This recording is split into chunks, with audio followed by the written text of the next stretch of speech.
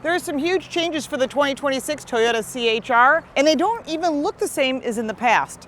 You're going to start off by seeing some different colors and one powertrain, 100% electric, and 2 trim levels. There are some big changes, starting with the front of the vehicle. The first thing you're going to notice is the front end of the vehicle, and that is that hammerhead design. So it's going to be flush. You got the Toyota logo here in black, and the SE or the XSE trim levels do have some differences, and they only come one way, all-wheel drive. Under the hood, there is one drivetrain, 338 horsepower with 287 miles of range, 74.7 kilowatt hour battery, but best of all, it uses the NACS system, which means you can charge this vehicle not just at home, but at a Tesla Supercharger, and that'll give you 10 to 80% of range in 30 minutes. There's also an 11 kilowatt hour battery on top of this vehicle for your AC charging, but best of all, it has preconditioning. So if you come out to your vehicle and it's cold, the battery knows and it'll warm the vehicle up. The wheel sizes are 18 or 20. You buy the lower trim level, you get 18s. You buy the XSE that we're showing you here, and you're gonna get 20-inch. You'll notice the wheel arches are also this matte black, and this new color, well, there's a couple new colors, and that includes black roof options. All of these you can find on the Toyota website. Lots of cool features, folding mirrors, and turn signal indicators here on the side. Down here at the bottom, lots of protection for the vehicle and roof rails on top, as well as a glass roof. This profile is really nice and coupe-like design.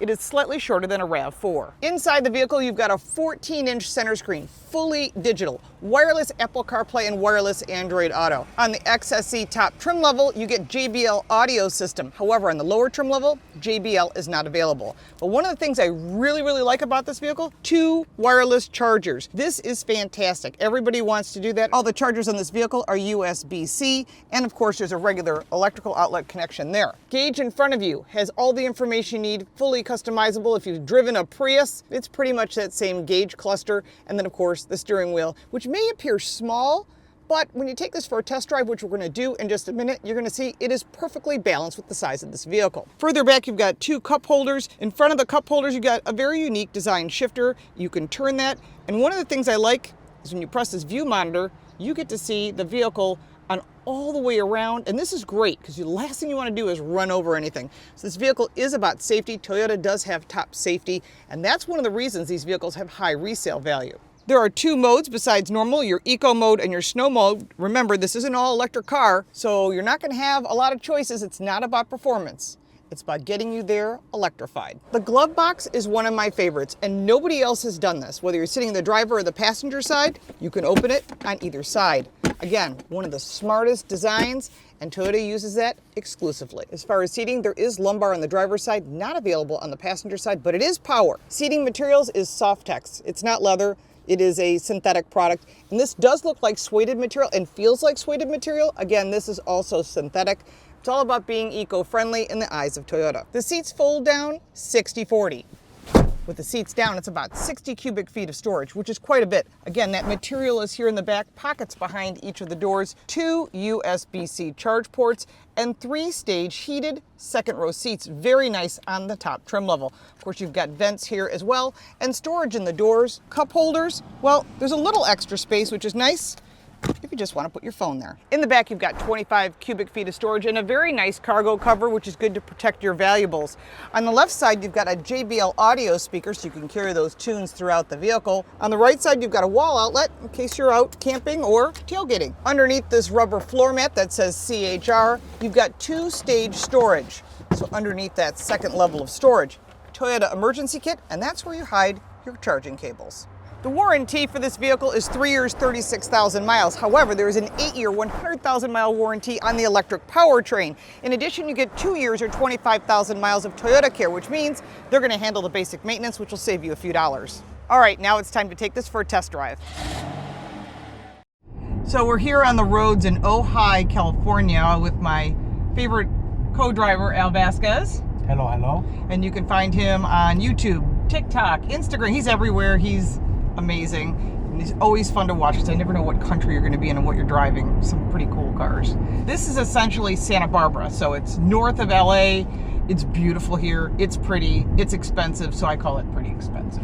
Yeah, and later on today, if you watch our BZ video, we're going to be on Paul Walker's ranch. So if you remember The Fast and the Furious, we're going to be there driving the BZ Woodland. So we're here driving two vehicles and a reveal, which you'll find on my YouTube channel, of the Highlander EV. Lots to learn about that, but we're going to save that for the video. You can check that out on my channel. It'll also be on social media. So as far as the C-HR inside, you know, we were having this conversation before we started recording, and I think one of the things that you and I keep saying is, why is it that all these electric cars feel the same? They do. And it's weird. Okay, we're going to try a U-turn here. Let's see what turning radius is like. Nice. Very tight. And I think that's really important when you're driving. Even though this is a small car, the wheels are pushed to the outside. It's about the battery underneath, and it's mostly in the back. And the key to this is that you want a tight turning radius, easy to get in your garage, easy to get into parking spots, easy to drive, right? I assume you experience the same thing? And it's very easy to drive. I really think for the place where we are now, I will have one here in California. Living here, it's a perfect California car. Maybe not for the rest of the country. Where I live, it's very cold. As a matter of fact, while it's 70 degrees here in Ojai, it is 0 degrees in Buffalo, New York. There you go. So this is not the place to have an electric car because it takes forever to charge. We're typically with the NACS system, which is the Tesla Supercharger. In this vehicle, you can go from 10 to 80% in 30 minutes. In sub-zero temperatures like Buffalo, that doesn't work necessarily. So it's not that temperature the whole year, but it's certainly something you need to consider. And of course, like I always say, insurance rates are important as well. But as far as this vehicle itself, you can still charge it at home. It's got level 2 charging. It's got fast DC charging. All of that is great, especially in California, as they push for faster charging. And there's more Tesla chargers here, including a Tesla diner, which Al and I went to. Yes. That was fun. That was good. And the food was good too. Yeah, I was surprised. I'm not the biggest Tesla fan, but I have to say that was a very smart design and a smart marketing idea. And I'm waiting for the robots to come out and do my laundry. Yeah, I don't know if I want that. There's no robots in my house.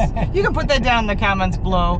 Here's my thoughts on robots. I don't want something staring at me during the middle of the night going, it's time to wake up. That would be like a really bad movie, like a horror movie.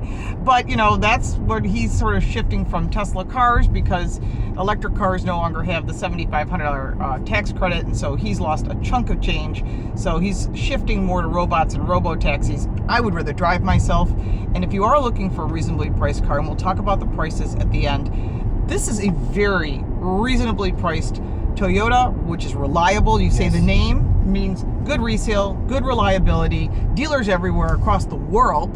I mean, they're the world's largest manufacturer of cars now, which is pretty impressive. So they've come out with the C-HR, which comes only all electric, like I said, only all-wheel drive, which is good. And I think there's a lot of nice features. Personally, it's the XSE, which is the top trim level, because it's got JBL audio and it's got the bigger wheels. All of those are really nice, but you've got this beautiful 14-inch screen, which is standard across the full lineup. The one thing that bothers, I think, both of us is the gauges in front of me. I know it's the same as what's on a Prius, which has been extremely successful, but I'd like to almost see it down lower, because the steering wheel, which is small, and you can adjust it, sort of blocks the gauges. Yes, completely. And I'm like, okay. And I mean, is it a problem? No, you should kind of know what speed limit you're driving, and you can glance at it, but it has a lot of additional information. Either make it a head-up display, or make it go down lower, or make it more linear. Yeah. I think we might see that in the future if enough of us voice our opinion. Yes, you are being tracked on your eyes right here. I'm wearing polarized sunglasses, so if it can't see my eyes, sometimes it doesn't like that. Maybe that's why I should wear polarized sunglasses. Steering wheel small, which gives it really easy steering. They do that with go-karts too, which is kind of neat. When you think about go-kart racing, they always have smaller steering wheels. But as far as the vehicle itself, automatic 3-stage heated seating, heated steering wheel, which is also automatic. Easy to use climate controls. This is all the state-of-the-art, top-of-the-line safety, which is Safety Sense 3.0. 4.0 is coming. We'll be seeing that on the reveal car, which we'll have on our channel. Climate control, easy to use. Audio system is excellent. I mean, this is not meant to be a very high-end, expensive car. It's a reasonably priced vehicle that anybody can own. But they put some smart features in here that I think consumers like. So there's a backup camera with rear cross traffic alert. So you can see it says there's vehicles coming from both directions. It is a really nice surround view camera. I like to look myself anyhow, just to be sure. And the shifter is new for this year. That's also a new design. You push down, turn it, drive, or reverse. The park button is in front. There's a camera button you can hit also. different drive modes of eco and snow and normal. Obviously, you probably want to be in the eco mode if you're an electric car person, because you want to get as much range as possible. And the range is pretty good. I mean, somewhere around that, 280 range is pretty standard these days. As far as drivability and the vehicle itself, it has such nice features like the dual chargers, which I really like. But I think one of the things that you and I keep talking about is that electric cars, if I blindfolded you, could you tell the difference between this and the competitor list? No, nothing. And it could be a Porsche. It could be a Porsche Taycan, a beautiful, very expensive They all car. feel the same. It's like dancing with your sister. He said that, I didn't. But yeah, it's sadly that it used to be different. When you drive a Mustang and it goes by, you could hear the tone of the V8 engine. That 5-liter has or a 3, a specific tone. A Ferrari, a Porsche, a Camaro, a Corvette, all have very specific sounds of their engine. All that's out the window with electric vehicles because they're quiet. And that is a good thing. Insulated glass, you don't even hear any road noise in this car. For this price point, that's fantastic. If you want a quiet car, this is a quiet car, easy to drive. Especially if you don't like driving cars, then this would be something you definitely would want to consider, because people that just want something to get you from A to B and be as low cost as possible, this is certainly one of those things you want to consider. One thing I like, excluding the gauge pod, is the visibility. Low sills, big visibility out the front, all of that is a major plus. So we have returned to the Ojai Valley Inn, and let's go over the pricing and that competitor list. And don't forget to take them all for a test drive. Don't forget that all of our news is on Car Coach Reports, and check out the Drive Radio Show. It's syndicated coast to coast, or you can find it on our YouTube channel, The Drive Car Show. So now that we've taken this for a test drive, it's time to talk about the price. Starting at $37,000 for the SE trim, stepping up to the XSE, which is our test drive vehicle, and we're at $39,000. Of course, there are always options and some additional things you might want, like this very cool color or the two-tone paint. Those are all available as well. Now, there is a competitor list that I highly suggest you test drive all of them before you make a final decision, and then check with your insurance agent. And of course, don't forget your charging. Make sure you have that available for you.